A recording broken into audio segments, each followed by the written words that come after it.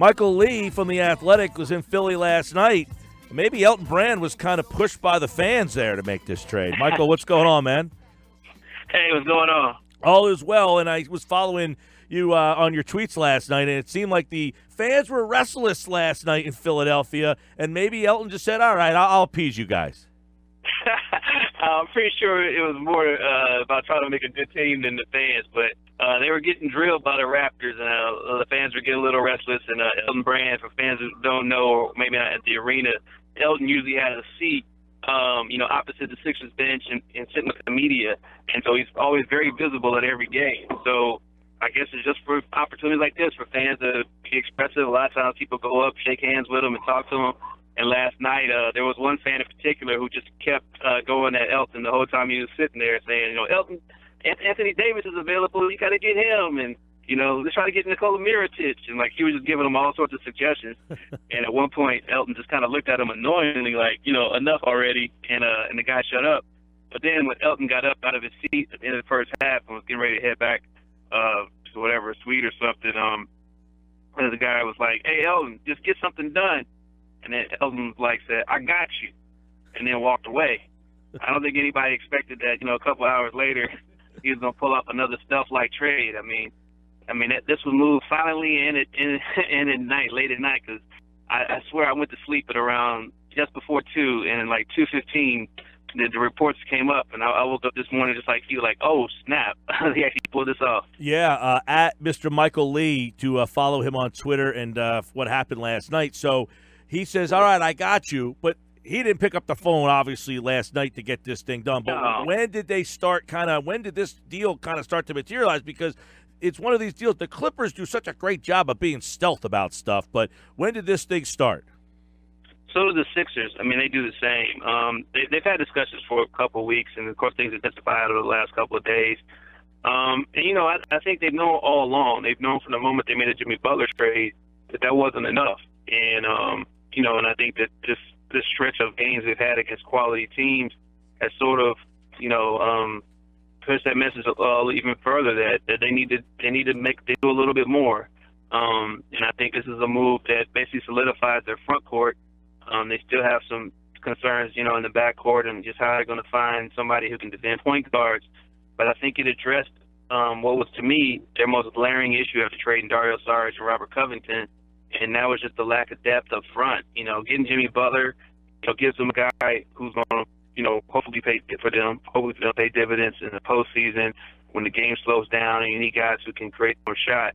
But I think that just having a guy who can stretch the floor, a reliable guy, Tobias Harris, borderline all-star this year. I think he's been playing phenomenal basketball this year for the Clippers. He's also in a contract year. So it was a risky move, considering how much of the future that Elton Brand has surrendered this year. You consider Covington, Saric, and then 2 first-round picks in this deal.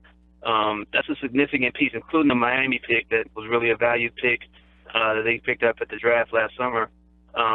They gave up a lot of their future, and it lets you know just how serious they are about going for it right now, because potentially – the worst-case scenario, they could lose Jimmy and Tobias this summer and then just wind up just being back with Joel and Ben. But I think it definitely send a message to everybody that they're trying to win it all right now. Yeah, let's start there then. This move puts them where in the East? Did they surpass anybody? Did they close the gap on someone? If you thought they were 4th, are they now 3rd or 2nd, or are they at the top of that Eastern list? Or are they still right where they were? They had a really strong, solid starting 5 when they just had Wilson Chandler, and I think they probably have the best starting 5 in the East. That doesn't necessarily mean they're the best team. And I think that's the one thing it's all going to have to come together, and Brett Brown's going to have to come up with a system that's going to keep these guys happy. One of the things early on, Jimmy Butler complained and griped about not being utilized enough in pick and roll situations, and I think a lot of the last 2 months has been Brett trying to find a way to appease Jimmy Butler. Now you got another guy who's, like I said, a free agent this summer who clearly wants to come out and prove that what he's worth. Especially he's going to be on a playoff team, so you got to figure out a way to get him shots and get him looks and find areas on the floor that he's going to be comfortable. So it's a challenge, and they don't have a lot of time to kind of get it all together. You kind of wish that in an ideal scenario that Jimmy and Tobias had another year on their deal, so you can kind of use this year, see what you got and play it out. But there's a lot of pressure to get things done immediately, and it's going to be up to Brett Brown to kind of get it done. Michael Lee with us, The Athletic. Check him out online at Mr. Michael Lee. And, Michael, you're at the Sixers games a lot. You see them play a lot. How does Harris, and I think underrated is Boban in this deal. I love Boban. They had no presence behind Joel, and how Mike Scott. How do these, because Jimmy's been an interesting fit, but how do these guys fit with what's left over? Oh, man. Like I said, their front court right now is really solidified. They got a guy who I'm not sure if it's still the case, but at one point Boban was the most efficient player in NBA history. I mean, he doesn't play much, but when he's out there, he can get you numbers, and he's a huge presence. I mean, he's going to be a fan favorite. He's a fan favorite everywhere he's been, from San Antonio to Detroit to L.A. I'm sure Sixers fans will pick up on him right away and love him right away. Tobias Harris is just a guy who has worked to get better every year. He's been moved around a lot. It's really a surprise. I think this is his fourth team now. He's bounced around, Milwaukee, Orlando, Detroit. I guess it's 15 now. Detroit, L.A., and now the Sixers. But he's a guy who can, stretch the floor. He's a really good offensive player. And Mike Scott is sort of the same. He can get hot. Mike Scott is sort of a streaky shooter.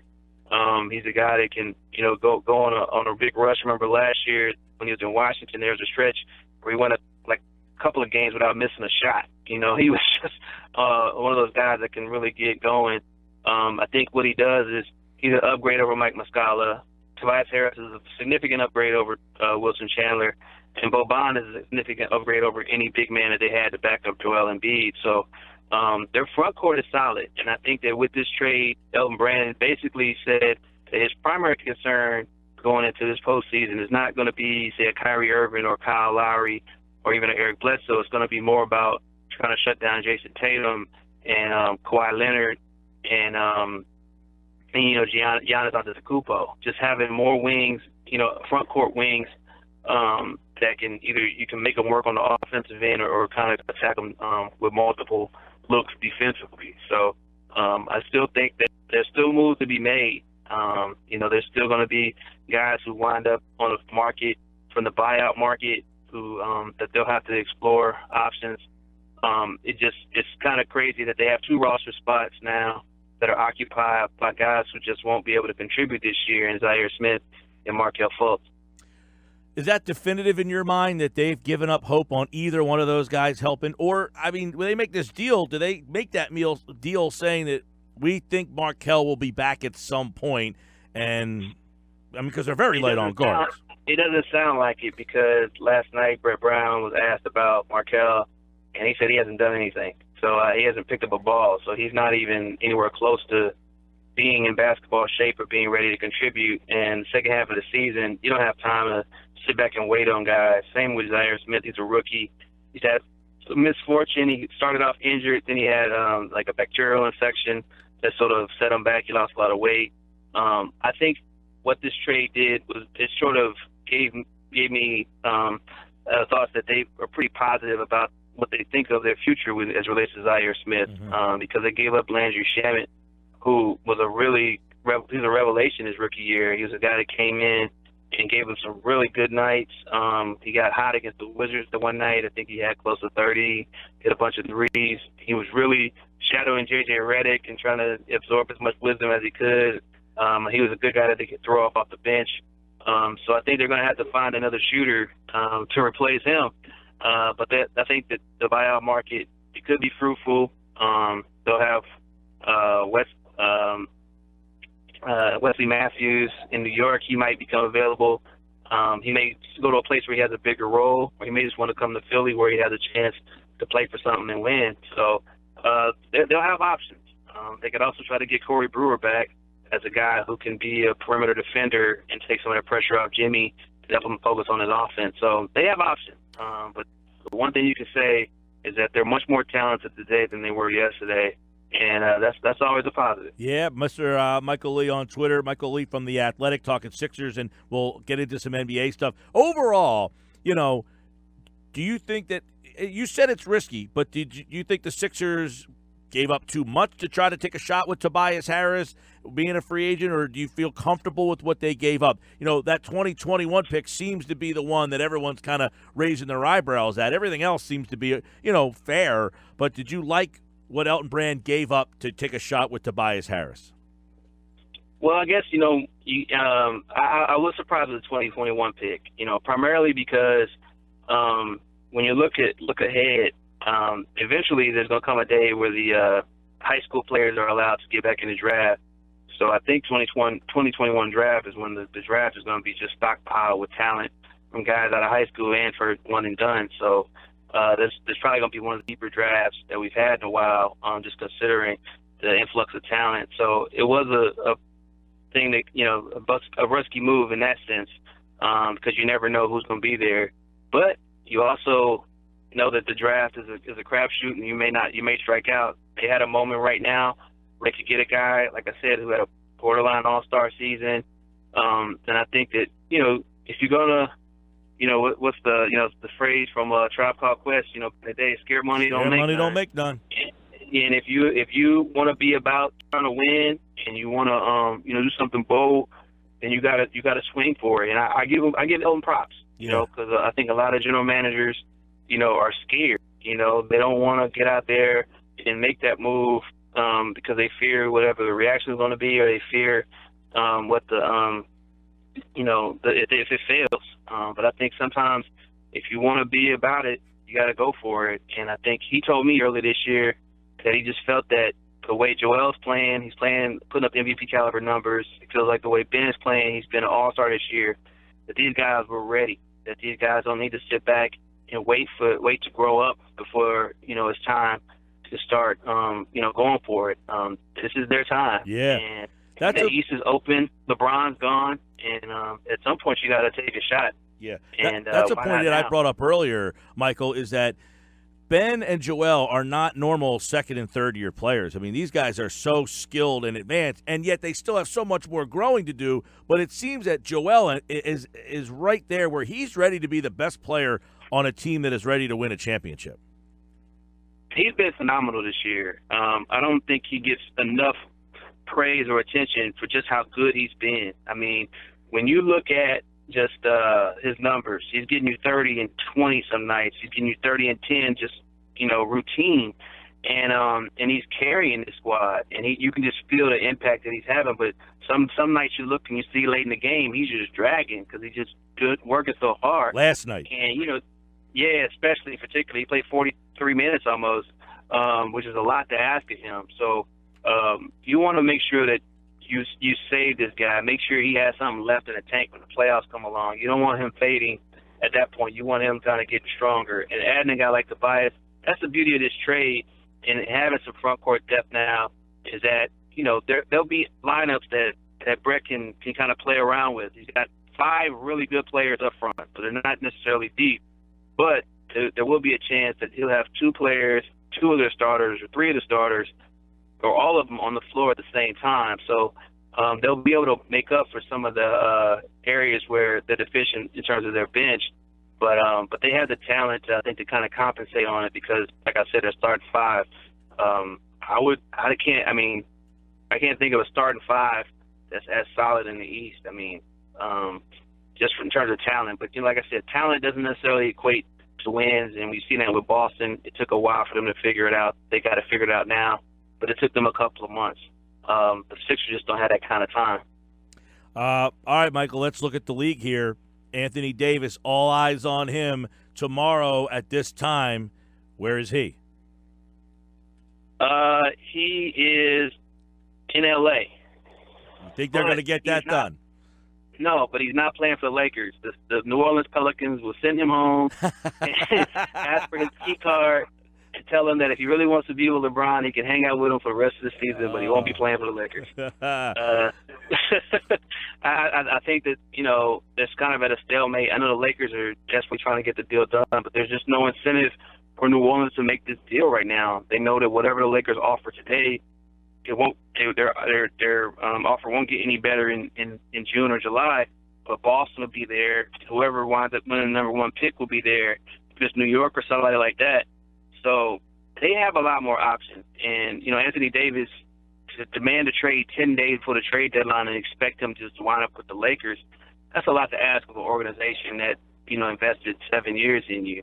So I'd be surprised if they moved him. But then again, the Lakers generally get what they want, and so does LeBron. So if it happens, I just kind of shrug my shoulders and be like, oh, well. Right, LeBron, that was an odd scene last night in Indiana, the place going crazy on every guy at the line, and then the picture I think you tweeted out, actually, was a picture of LeBron sitting all by himself. It almost seems that anarchy will happen if something doesn't happen there. It's been a really bad situation for the last couple of weeks, and you saw things exploded that game against Golden State when, guys, I guess, allegedly confronted Luke Walton for what he had to say. And that was leaked within an hour, and now they lose 42 points, the worst loss in LeBron's career. And you can just tell, at one point, Brandon Ingram was at the free throw line, and fans were, chanting, LeBron's going to trade you, and that stuff. These are young guys, these are kids, who are dealing with this. They understand the business of basketball, but it's different when you have a teammate it feels like he's on the side of management and trying to get you all up out of there. It's difficult to go out there and compete and have some level of camaraderie when you know that there's a guy on your team who has the power to get you out of there, and it just doesn't do much in terms of like I said, creating trust and knowing that you're going to go out there and give it your all for these guys on the floor. So it's just a really awkward situation, and that's one reason why I know the Lakers are definitely going to try to make this move, because that locker room is shattered now, and they're right there with a chance to make it to the playoffs despite all this mess. But there's a lot of egos that are going to have to be, massaged if they go past the deadline without a deal. Michael Lee from The Athletic. Is there pressure on Toronto now because of this Sixer deal? Do they now have to make a counter? I know the Conley stuff was out there, but are they now thinking about having to up their ante? I think they've always felt that way. I don't think they sat back and thought that this team was complete. I think that they're going to actively try to get something done before the deadline. I think that's just one of the things that happens when you have a team that is trying to win a championship, that has a guy like Kawhi Leonard who this could be the last run with him. He could be leaving the free agency. You want to do everything in your power to maximize having him there and really make a run at the title. So I could see them trying to add more depth up front. I could see them trying to add another wing, a shooter. They definitely need another shooter. I know they prefer to, add a 3-and-D guy. But if they can find a big who can, hang with a guy like Embiid, I think that's sort of what they want to do, because they see the way this thing is shaping up, and they're going to need some size, especially if they want to get into the finals and DeMarcus Cousins is waiting there.